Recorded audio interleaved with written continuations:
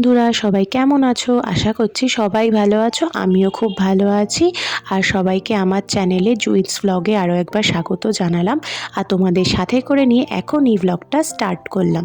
তো দেখো, সকাল সকাল উঠেই কিন্তু আমি আরম্ভ করে দিয়েছি, মানে যাবতীয় সকালের কাজ তো করেই দিয়েছি, কিন্তু সকালবেলায় বড় একটা কাজ কি থাকে জানো তো, সবারই হচ্ছে এই ব্ল্যাঙ্কেট গোছানো। তো আমি এদিকে ব্ল্যাঙ্কেটটা গুছিয়ে হাফ গুছিয়ে রোদে দিচ্ছি। রোজ একটু ব্ল্যাঙ্কেটটা রোদে দিলে, আর এখন যা রোদের তাপ, বেশ ভালো ব্ল্যাঙ্কেটটা দিয়ে একটা সুন্দর গন্ধও বেরোয়, আর ব্ল্যাঙ্কেটটা কিন্তু খুব ভালো থাকে। আর আমার তো ঘরের সামনেই বারান্দা আছে, তো কোনো অসুবিধা নেই, দিয়ে দিই। আর আমি না খুব একটা ভারী জিনিস নিয়ে সিঁড়ি করে উঠে ছাদে দিয়ে আসতে পারি না, খুব অসুবিধা হয়। আর মানে ভালো লাগে না, পারিও না, যেটা সত্যি কথা। তো দেখো, ওই মাম্মাম কিন্তু শুয়ে শুয়ে ফোন দেখছিল। তারপরে বললো, মাম্মাম চলো বিছানাটাকে গুছিয়ে নিই। মাম্মামকে একটু কোলে করে আদর করে তারপরে বললাম, চলো মাম্মাম ব্রাশ করে নিই। আর ও দেখো বলছে, আমার মা ঘুম পেয়েছে, আমি এখন একটু ঘুমাবো। বলছি, হ্যাঁ এতক্ষণ ঘুমে তোর এখন ঘুম পেয়ে গেল। তো এদিকে দেখো ব্রাশ নিয়ে যাচ্ছি, ওকে ব্রাশ করিয়ে নিয়ে আসবো। আর দেখো তারপরে এসেও একা বলছে, আমি টাওয়াল দিয়ে মা মুখটা মুছবো। তার আগে কিন্তু আমি ওকে এদিকে ঝুঁটি বেঁধে দিয়েছিলাম, মানে চুলগুলো যেহেতু বড় হচ্ছে তাই একটু ঝুঁটি বেঁধে দিই, যাতে ওর অস্বস্তিটা কম হয়। তারপরে সকালবেলা যা রুটিন থাকে, মাম্মামকে হরলিক্স খাওয়ানো সবথেকে বড় কাজ লাইফে আমার এটা। আর এই সপ্তাহটা কী সপ্তাহ চলছে সবাই নিশ্চয়ই জানো, ভ্যালেন্টাইন্স ডে। আর থাম্বনেল দেখে নিশ্চয়ই বুঝেছো কী প্রসঙ্গে এই ব্লগটা হতে চলেছে। তো সেটাই আমি এবার বলছি তোমাদেরকে, যে মাম্মামকে তো হরলিক্স খাওয়াচ্ছি। আর মাম্মামের পাপা কি করেছে, আমার ফজি বাবু ভ্যালেন্টাইন্স ডের একটা মোস্ট দারুণ গিফট করেছে সবাইকে। তো ভালোবাসার চিহ্ন, ভালোবাসার কি বলবো, ভালোবাসার যা জিনিস তৈরি আছে দোকানে, সব কিছু টেডি থেকে আরম্ভ করে লাভ সাইন, গোলাপ, এসব পাঠায়। আমার ফজি বাবু আমার জন্য একটা দারুণ জিনিস পাঠিয়েছে ভ্যালেন্টাইন্স ডের জন্য। এটাই আমার সারপ্রাইজ। সেটা হচ্ছে ওমেন প্লাস হরলিক্স। এটা কিন্তু 30 বছর ওভার হলে তবে খায়। আমার বয়স কিন্তু এখনও 30 বছর হয়নি। সেটা আমি ফজি বাবুকে বললাম, বড়বাবুকে, যে এটা কি করেছো তুমি, এটা পাঠিয়েছো কেন? হরলিক্স খাওয়ার জন্য অন্য হরলিক্স পাঠাতে এটা কেন পাঠিয়েছো? এটা কি আমার 30 বছর হয়েছে? বলে কি, শোনো, সেটা তো ফার্স্ট অফ অল বুঝতে পারিনি, ওটা ও পাঠিয়ে দিয়েছে। আর এখন ফেরত দেওয়া যাবে না, বিকজ যেখানে আছে সেখানে নেটওয়ার্কের খুব সমস্যা, ওই জন্য বারবার করা যাবে না। আর বারবার ডিউটি ছেড়ে ফোন ঘাটা যাবে না, এটা তো সবাই জানো, ফোর্সম্যানের এটা একটা রুলস। তো আমি ভাবলাম যে থাক, খেয়ে নিই। আর ও বললো যে ওই বিষ চাটা না খেয়ে তুমি এখন রোজ সকালে হরলিক্স খাওয়া স্টার্ট করো, তাতে দেখো এখানে ভালো বোন ডেন্সিটি খুব ভালো রাখবে। তো আমি দেখলাম অনেক কিছু এখানে কন্টেন্টটা, যে না আমার যা যা সমস্যা আছে এটা কিন্তু ঠিক করবে। বলছে দামি দামি বড় বড় পাওয়ারফুল গ্যাসের ওষুধ তো রোজই খাচ্ছ প্রায়, এটা খেয়ে দেখো কিছুই হবে না, বয়সের একটু ঊর্ধ্বে যাওয়া জিনিস খেলে তোমার শরীরে কোনো ক্ষতি হবে না। তো এত কিছু জ্ঞান শুনে, আর ভ্যালেন্টাইন্স ডের একটা হেলদি গিফট আমার জন্য পাঠিয়েছে আমার ফজি বাবু। আর মেয়ের জন্য পাঠিয়েছে এই একটা 1 কেজি হরলিক্স, প্রায় 2 মাস চলে যাবে আমার এটা। তো থ্যাংক ইউ ফজি বাবু।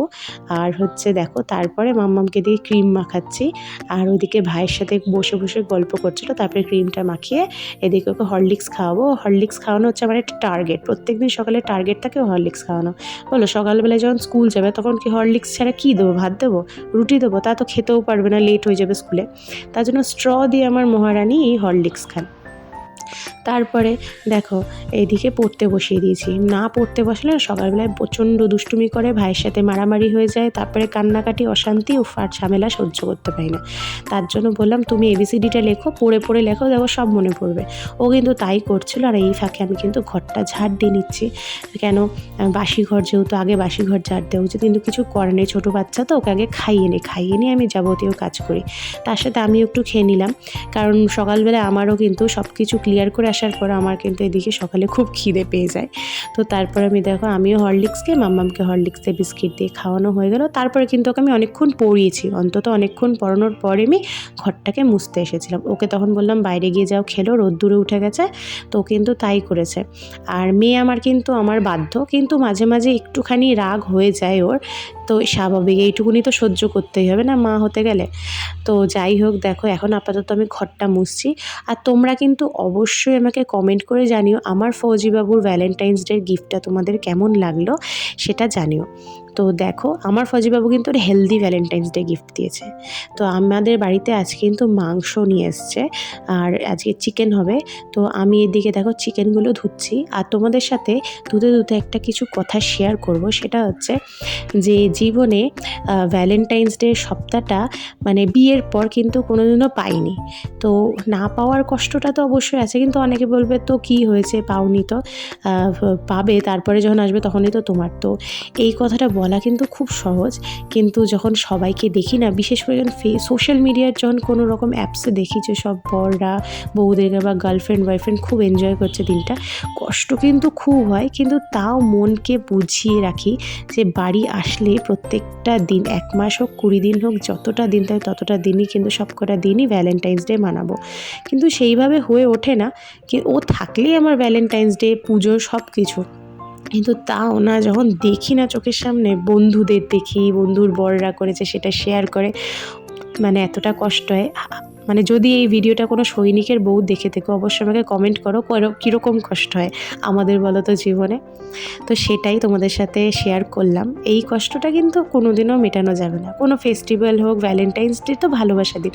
আর একটা কথা আমি মনে করি, ভ্যালেন্টাইন্স ডে ভালোবাসার দিন, ভালোবাসার দিনে ভালোবাসার জিনিস পেতে খুব মজা লাগে, কিন্তু ভালোবাসার মানুষটা যদি ভালো হয় তাহলে সে থাকলে তো আরও বেশি মজা লাগে বলো। তো সেটাই আমাদের কাছে মিস। তো কিছু করার নেই, এই নিয়েই চলতে হবে, এই নিয়ে চলছি। তো আপাতত তোমাদের সাথে কথা বলতে বলতে আমার চিকেনগুলো কিন্তু ফ্রেশ করে দেওয়া হয়ে গেলো। আর দেখলে আমি 2 রাখায় চিকেন রেখেছি 2 জায়গায়, কারণ একদিকে হচ্ছে সলিড রাখা, সেটা রাতে একটু পকোড়া বানাবো, বাচ্চাগুলো খেতে খুব ভালোবাসে, অবশ্য বুড়োগুলোও খেতে ভালোবাসে। তো তারপরে এদিকে বাদ বাকিটা আর একটা গামলায় রেখেছি, ওটা হবে কষা ঝোল দুপুরের আর রাতের জন্য। তো ফাইনালি দেখো আর হবে চিকেন তো হচ্ছেই, তারপরে আমি এদিকে কাটতে বসে পড়েছি সবজি। করবো হচ্ছে পেঁয়াজকলি দিয়ে আলু ভাজা, অবশ্য রান্নাটা করবে মেজদি, আমি করবো না, আমি কেটে করে দিচ্ছি। আমরা কিন্তু 3 জাতে এটাই করি, কেউ কেটে দেয়, কেউ রান্না করে, কেউ বাচ্চা সামলায়, না হলেও তো হয়ে উঠবে না না। তো সেটাই। আর এদিকে আমি পেঁয়াজকলি আলু ভাজা করবো বলে পেঁয়াজকলি আলু কাটবো, আর ওইদিকে পেঁয়াজ টমেটো সব কিছু নিয়ে বসেছি। কিন্তু এরই মাঝখানে আমার পেয়ে গেছে খুব খিদে, হরলিক্স খেয়ে কি আর পেট ভরে অতগুলো কাজ করে, তো হজম হয়ে গেছে। তো দেখো আমি বললাম দিদিভাই একটু বেগুনগুলো ভাজো না, দাদাভাইও আসবে খাবে, আমরাও অল্প করে একটু ভাত খেয়ে নিই বেগুন ভাজাতে। তো দিদিভাই বললো চলো তাই করি। তো ওকে বেগুন ভাজতে দিয়ে আলু বের করতে গিয়ে দেখি আলুগুলোর তো পুরো চুল হয়ে গেছে, বলতে গেলে দেখো হেয়ার, কত হেয়ার বেরিয়েছে। তো যাই হোক, আলুর বেরিয়ে গেছে গাছ, এগুলো লাগালে কিন্তু প্রচুর গাছ হবে বলো। দেখে মনে হচ্ছে না আলু চুল স্ট্রেট করেছে, দিদিভাইকে তো আমি তাই বলছিলাম। তো ফাইনালি পিলার দিয়ে আলু ছুলি, কিন্তু কিছু করার ছিল না, এত নরম নরম হয়ে গেছে আলুটা যে পিলারে কিছু হচ্ছে না, তার জন্য বটিতেই ছুলতে হলো। তো কোনো রকমে মোটা মোটা করে ছুললাম, ছুলে দিয়ে কুচি কুচি করছি, যেহেতু আলু ভাজা করব, মানে পেঁয়াজ কলি দিয়ে আলু দিয়ে ভাজা, তার জন্য। না নর্মালি কিন্তু আমি পিলার দিয়েই ছুলি, বটিতে আমি পারি না। আর এইদিকে দেখো আমি ওইদিকে কাটাকুটি করছি, আর এদিকে দিদিভাই কিন্তু বেগুনগুলোকে ভেজে নিচ্ছে। আর এইভাবেই কিন্তু আমরা জায়েরা 3 জন মিলে বা 2 জন মিলে, যখন আরেকজন থাকে না, এইভাবেই গল্প করি আর রান্না বান্নার কাজ হয়। আর ততক্ষণ একটু পুচকে পাচকাগুলো অবশ্য সামনে খেলে, তখন একটু কাকিমারা দেখে ওদেরকে। আমরা যখন 3 জন এখানে বিজি হয়ে যাই, বেশিরভাগ দিনে 3 জন এক জায়গায় বিজি হই, বিকজ গল্প হয়, তো গল্পগুলো কি ছেড়ে যাওয়া যায় বলো। তো এটাই, মেয়েরা যেখানেই গল্পে সেখানেই ঢুকে যায়। তারপরে কিন্তু এর মাঝে দেখো আমরা খেয়ে দিয়ে চলে এসেছি, খাওয়া হয়ে অল্প কটা করে ভাত খেয়েছিলাম, তো বেশি টাইম লাগেনি। তারপরে এসে বসেছি রসুন আদা টমেটো, তো টমেটো আদা হয়ে গেছে, রসুন সবথেকে ভয়ানক বিরক্তিকর কাজ হচ্ছে লাইফের, রসুন ছোলা আমার জন্য। তো ফাইনালি অনেক কষ্ট করে এগুলো ছুলে ঠুলে দিয়েছি।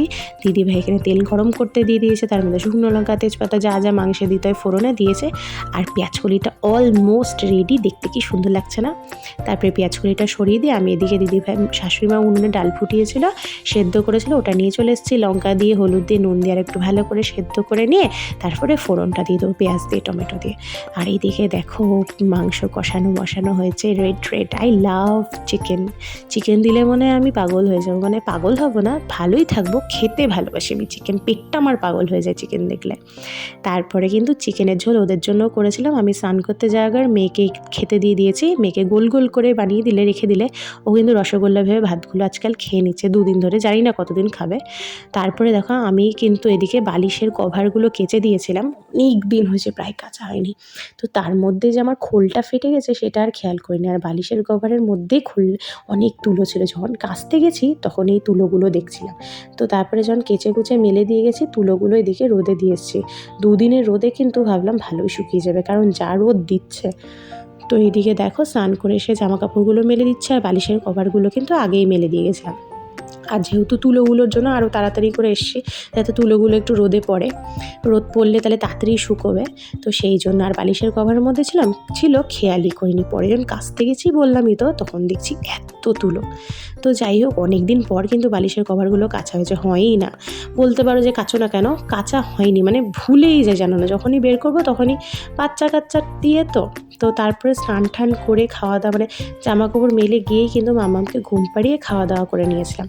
তো চিকেন বলে কথা, তাড়াতাড়ি খিদে পেয়ে গেছিলো চিকেন, তো আই লাভ চিকেন। পর তোমাদেরকে তো দেখালাম, আমাকে একটা হেলদি ভ্যালেন্টাইন্স ডে গিফট দিয়েছে বড়বাবু, আমার ফৌজিবাবু। তো আর একটাও গিফট করেছে, সেটা হচ্ছে বোটের এই হেডফোনগুলো। এটা কিন্তু অনেক দিন আগেই এসেছে প্রায়, সেটা নিয়ে একটা ভিডিও ছিল রিলেটেড, তো দেখতে পাবে আমার চ্যানেলে যদি যাও, ওখানেও আছে গিফট রিলেটেড ভিডিও। তো সেটাই কিন্তু অ্যাকচুয়ালি আমার ভ্যালেন্টাইন্স ডে গিফট ছিল। তো দিনের দিন তো দিতে পারবে না, তাই অফারে চলছিল বললো, তো সেই জন্যই দিয়ে দিল। অফার পেলে কি কেউ ছাড়ে? ভ্যালেন্টাইন্স ডে অফার চলছে, তো আগেই আমাকে গিফটটা দিয়ে দিয়েছে। আমি কিন্তু খুব খুশি হয়েছিলাম, আর হেলদি গিফটটা পেয়েও খুব খুশি। দেখো, লাইফে গিফট তো আসবে, সোনা গয়না সব কিছু, কিন্তু লাইফে মেন কথা শরীরটাও তো ঠিক রাখতে হবে না। তো প্রচুর কমজোর হয়ে গেছি মা হয়ে যাওয়ার পর, কিন্তু আমাকে ফৌজিবাবু কিন্তু কমজোর হতে দিচ্ছে না, আমাকে একদম স্ট্রং রাখছে, স্ট্রং রাখতেই চাই ও আমাকে। তো থ্যাংক ইউ ফৌজিবাবু আমাকে, বরবাবু, এই গিফটটা দেওয়ার জন্য। আর আমি এটা প্রত্যেক দিন খাবো। আমি একটু মেয়ের মতন হরলিক্স আর দুধ জাতীয় জিনিস খেতে খুব একটা পছন্দ করি না, তো কিছু আর করার নেই, খেতে তো হবেই, বরবাবুর হুকুম অর্ডার, তো মানতে তো হবে। তো চলো বন্ধুরা, ভিডিওটা এইটুকুনি। আশা করছি তোমাদের ভালো লাগলে অবশ্যই লাইক করবে, কমেন্ট করে অবশ্যই জানিও তোমাদের ভিডিওটা কেমন লাগলো।